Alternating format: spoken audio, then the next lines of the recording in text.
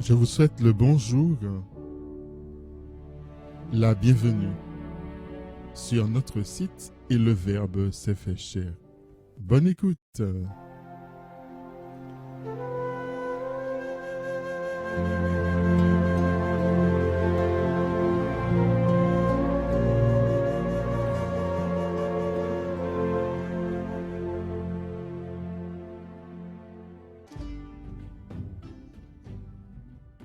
Évangile de Jésus-Christ selon saint Matthieu. En ce temps-là, les pharisiens, apprenant que Jésus avait fermé la bouche aux Sadducéens, se réunirent, et l'un d'entre eux, un docteur de la loi, posa une question à Jésus pour le mettre à l'épreuve. « Maître, dans la loi, quel est le grand commandement ?» Jésus lui répondit, « Tu aimeras le Seigneur ton Dieu de tout ton cœur, de toute ton âme et de tout ton esprit. Voilà le grand, le premier commandement. Et le second lui est semblable. Tu aimeras ton prochain comme toi-même. De ces deux commandements dépend toute la loi, ainsi que les prophètes. »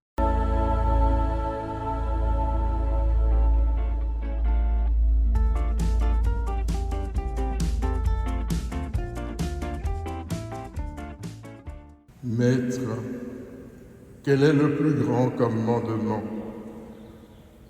La question n'est pas inutile.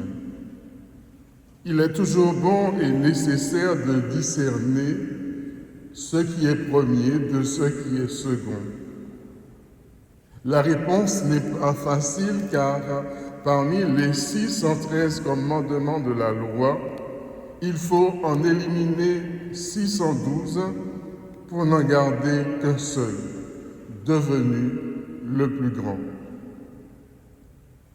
La réponse qui nous est donnée ici a marqué l'histoire et la vie de l'humanité tout entière depuis plus de 3 millénaires. Nous n'en finirons jamais de découvrir le poids, la saveur, la justesse, la nouveauté, la beauté, bref, toute la profondeur de ce plus grand qui s'est fait le plus petit. Une réponse qui est une véritable splendeur de la vérité. Jésus, homme très religieux, ne fait que réciter ce qu'il avait lui-même appris, ce que tout Israélite, tout humain sait, désire le plus. Écoute, Israël, tu aimeras. On demandait à Jésus ce qui est plus grand. Il répond le plus grand est le premier. Le premier car l'amour ne passera jamais. Le premier parce qu'il est réponse à Dieu qui nous a aimés le premier. Le premier car suivi d'un second qui lui est semblable. Jésus est tellement identifié à nous qu'il nous est impossible désormais de séparer l'humain de Dieu. Voilà ce qui contient tout l'Évangile. Voilà le chemin, voilà la voie pour vivre le saint Évangile de notre Seigneur Jésus-Christ.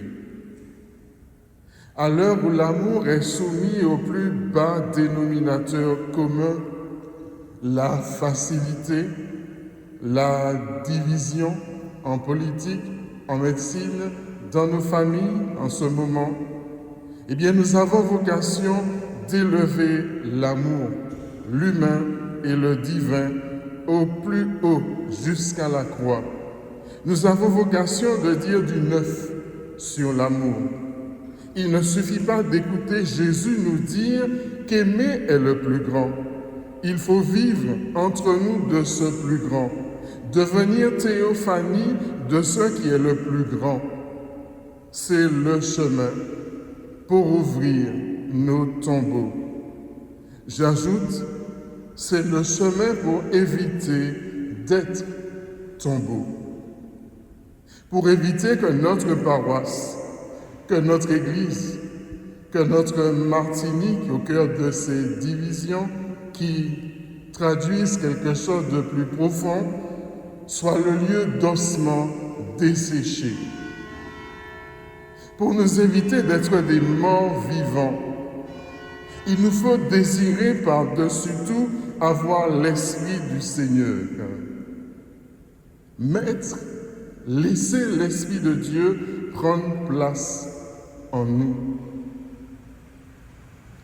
Le Père Gataillé, hier, dans une visio que nous avons eue avec l'évêque et aussi un professeur pour parler un peu de cette pandémie, le Père Gataillé disait « Je ne comprends pas toutes ces personnes qui disent « Jésus, j'ai confiance en toi » toute la sainte journée et qui, en plein cœur de cet événement terrible, sont divisés.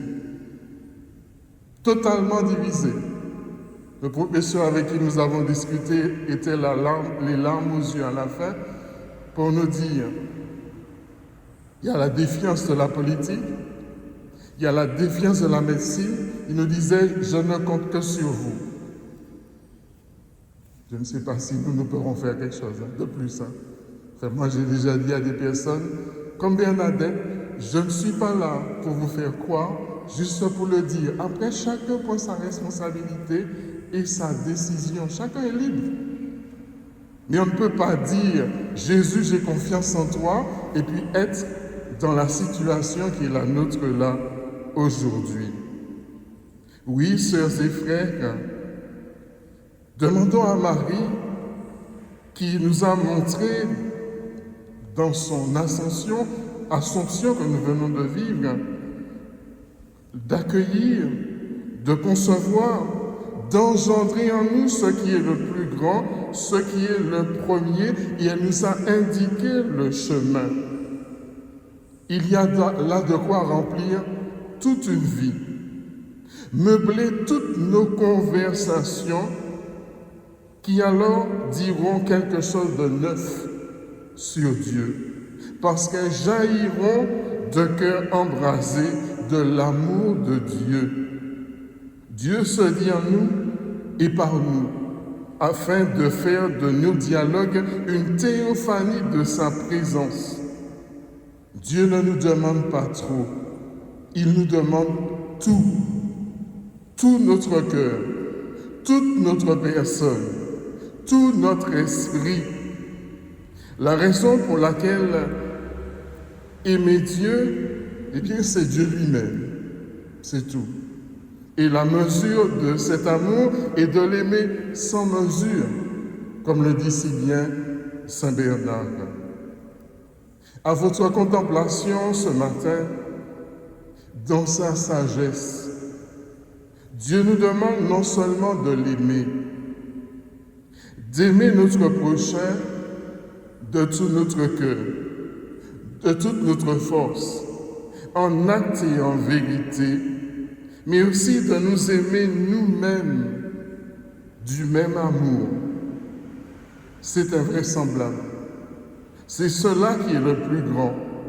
En effet, comme le dit Bernanos, je me demande s'il n'est pas facile alors de se haïr. Nous aimer entre nous comme nous aimons Dieu.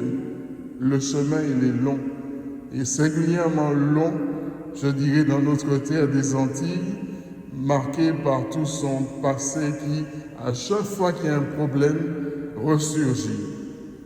Une Eucharistie, non pour tout faire aimer, mais pour aimer Dieu, mais surtout pour se laisser aimer. Rendons grâce au Seigneur éternel et son amour, et n'oublions jamais que celui qui aime est né de Dieu, il connaît Dieu.